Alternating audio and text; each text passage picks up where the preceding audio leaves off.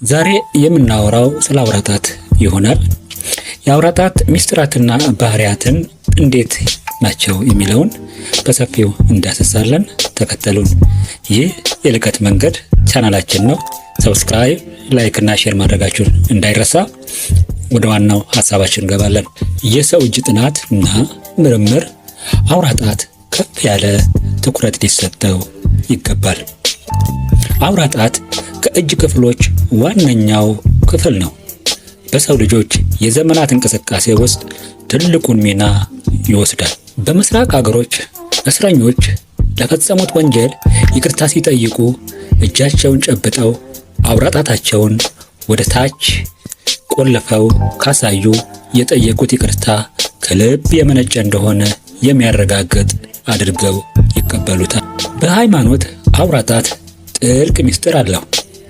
በፕሮቴስታንት ሆነ በካቶሊክ ቤተክርስቲያን ቡራኬ የሚሰጠው በአውራ ጣትና በሁለቱ የመጀመሪያ ጣቶች ነው። አውራ ጣት እግዚአብሔርን ይወክላል ይላሉ። የመጀመሪያው ጣት ደግሞ ክርስቶስን ወይም የእግዚአብሔርን ፍቃድ ሲሆን፣ ሁለተኛው ደግሞ ቅዱስ መንፈስን ይወክላል ይላሉ። በግሪክ ቤተክርስቲያን በአውራ ጣት ቃለ ቡራኬ የሚሰጡ ጳጳሳት ብቻ ሲሆኑ፣ በዚህ ቤተክርስቲያን ተራው ቄስ ቃለ ቡራኬ ሲሰጥ መላው እጆቹን ይጠቁማል ወይም ይዘረጋል ማለት ነው። በአውራ ጣትና በሌሎች ጣቶች አሻራ ወንጀለኞችን ለይቶ መያዝ እንደሚቻል ሎስ አንጀለስና ለስኮትላንድ ፖሊስ ጣቢያ አዛዦች መጀመሪያ የገለጹት ዶክተር ፍራንሲስ ጋልተን ነበሩ። የማንኛውም ሀገር ፖሊሶች የእጅን ሁለተኛ አሻራ በመመርመር የወንጀለኛውን የአእምሮ ደካማ መነሻንና በጊዜው የደረሰበትን ደረጃ ለማወቅ በቂ መረጃ ማግኘት ይችሉ ነበር። ሌላኛውና አስደማሚው ነገር ደግሞ ሰውየው ወደ ሞት አፋፍ ላይ ሲደርስ አውራ ጣቱ ኃይሉን አጥቶ ወደ መዳፉ ይወድቃል። ይህም ሟቹ ራሱን በራሱ የመቆጣጠር ትግሉን አቋርጦ ወደ ዘላለማዊ እረፍቱ መሸጋገሩን ያረጋግጣል። ሌላኛው በሰሜን ቻይና ብዙ ወገኖች መንታ አውራ ጣት ያላቸው ይገኛሉ። የዚህ አይነት ልዩ ተፈጥሮ በሌሎች ወገኖች ላይ እምብዛም አይታይም። ታዲያ እነዚህ ሕግ እንዲጥሱ ግፊት የሚያደርግ የወንጀለኝነት ዝንባሌ ያለባቸው ናቸው ተብሎ ይታሰባል። የአውራ ጣቱ የጥፍር አንጓ አነስ ብሎ ጠፍጣፋና ቅርጸ መልካም ከሆነ ሴትየው ወይም ሰውየው ጸባይ ሸጋና ጨዋ ትሆናለች ወይም ይሆናል ማለት ነው።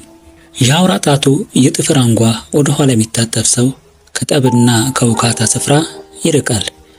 የአውራ ጣቱ የጥፍር አንጓው ግትርና ወደ ኋላ የማይታጠፍ ከሆነ ጠብ ያለ በዳቦ የሚል አምባጓሮ ያለበትን ፈልጎ የሚሄድ የሚያባብስ ጸብ ባይኖርም የሚቀሰቅስ ይሆናል። የአውራ ጣት አጽቆቻቸው ወይም የአንጓ መገናኛቸው እጥፍ ዘርጋ የሚያደርጉ ሰዎች አስተሳሰባቸው ሰፊ፣ የንፍግነት ስሜት የሌለባቸው ናቸው።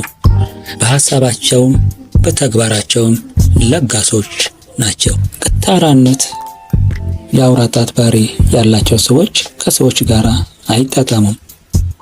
ጥብቅ፣ ጥንቁቅ፣ ምስጢራዊና ወግ አጥባቂዎች ናቸው። ዓላማቸውን በገትርነት ለመወጣት ይፈልጋሉ። በራሳቸው ላይ ጥብቅ ቁጥጥር ያደርጋሉ። ሌላውንም በብረት ዘንግ መቆጣጠር ይፈልጋሉ። የመጀመሪያው ወይም የጥፍር አንጓ የሚባለው ረዘም ብሎ ጥሩ ቅርጽ ካለው ከፍተኛ የተፈጥሮ ብልሃት እንዳለው ያመለክታል ይለናል። እንዲሁ የጥፍር አንጓው በሁለት የተከፈሉ ናቸው። የመጀመሪያው ረጅምና ጠንካራ ከሆነ ጠንካራ ፈቃደኝነቱን፣ ቆራጠኝነቱን ያመለክታል። እንዲሁ አጭር ከሆነ የላይኛው ክፍል አሁንም ፍቃዱ በቀላሉ የሚለዋወጥ ሰው መሆኑንና ብስጩ ቶሎ የሚቆጣ ሰው መሆኑን ያመለክተናል ማለት ነው።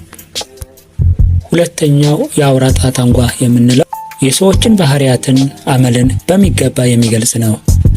ሁለቱ ወሳኝ ቅርጾች አሏቸው። አሁንም ቅድም እንዳየነው መሃል ላይ የምናገኘው አጥንቱ ወይም ደግሞ ርዝመት ካለው ረጅም ከሆነ ጠንቃቃ አመክንዮ እና ከማድረጉ በፊት ማሰብን የሚፈልግ ሰው መሆኑን ያመለክታል። ሌላኛው አጭር ከሆነ ያ ባህሪው በፍጥነት የሚወስን ሰው ነው ተብሎ ይታሰባል። በእጅጉ የተመረጠ ቅርጽ አለው።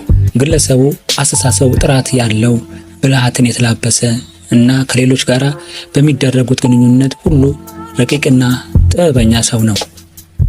ሁለተኛው መካከለኛ ላይ ያለው አንጓ አጠር ያለ ከሆነ በአነጋገሩ ኃይለኝነት እንጂ ለዛ የለውም። በሀሳብ ልውውጥ ጊዜም ትዕግስት ያጣል፣ ይቁነጠነጣል። ባህሪው አስቸጋሪ የሆነ ሰው ማለት ነው። ሶስተኛው የአንጓ አይነት ደግሞ ፕሮክሲማል ጆይንት የምንለው ነው። ይሄ እንደምትመለከቱት በስዕሉ ላይ እንደምታዩት ጣትንና የእጅን ታችኛውን የእጅ ክፍልን በቀላሉ የሚያገናኝ አንጓ ነው። ከሁለተኛው አንጓ በታች የሚገኘው የስረኛው አንጓ ነው። ከእጅ ጋራ የሚገናኘው ዋነኛው ተግባር ወይም ደግሞ አንጓ የምንለው እጅንና ጣትን አውራ ጣትን የሚያገናኘው ሶስተኛው ክፍል አንጓ ነው ማለት ነው። ስለ አንጓ ያየንበት በአውራ ጣት ላይ ይሄን ይመስላል። 7 አይነት የአውራ ጣት ባህሪያት አሉ። እነዚህን አንድ በአንድ እንመለከታለን። የመጀመሪያው ቀጥ ያለ አውራ ጣት የምንለው ነው። ቀጥ ያለ አውራ ጣት የምንለው ጠንካራ ፈቃደኝነት አለው ይባላል። ቆራጥ ውሳኔ ይሰጣል እና ታማኝና ስርዓት ወዳድ ነው ይሉታል። ሁለተኛ የአውራ ጣት አይነት ተለዋዋጭ አውራ ጣት።